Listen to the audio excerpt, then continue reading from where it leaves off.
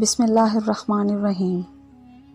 شروع اللہ کے نام سے جو نہایت مہربان اور رحم فرمانے والا ہے۔ السلام علیکم۔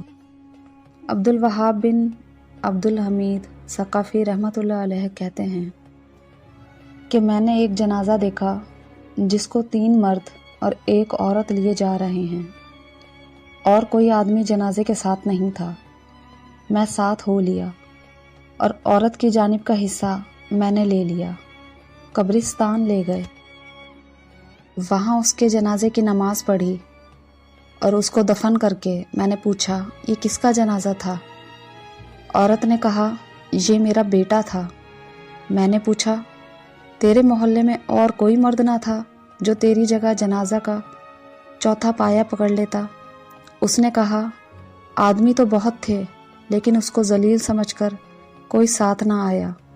میں نے پوچھا کیا بات تھی جس سے ذلیل سمجھتے تھے؟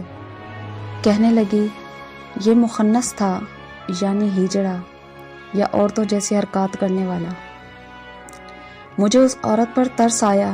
میں اس کو اپنے ساتھ اپنے گھر لے گیا اور اس کو کچھ درہم اور کپڑے اور گیہوں دیے۔ میں نے رات کو خواب میں دیکھا کہ ایک شخص اس قدر حسین گویا 14ویں رات کا چاند نہایت سفید عمدہ لباس پہنے ہوا آیا اور میرا شکریہ ادا کرنے لگا۔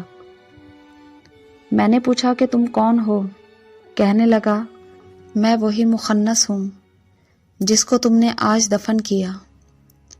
مجھ پر حق کے تعالی شانہ نے اس وجہ سے رحمت فرما دی کہ لوگ مجھے ذلیل سمجھتے تھے۔ سبحان اللہ۔ کسی بھی انسان سے اتنی نفرت نہ کریں، کیونکہ ساری تخلیقات اللہ کی بنائی ہوئی ہے۔ کسی بھی انسان کو اپنے سے کمتر نہ سمجھیں، کیونکہ ہر شخص کو اللہ نے ایک خاص مقصد کے لیے بھیجا ہے جو سوائے اللہ کے کوئی نہیں جانتا۔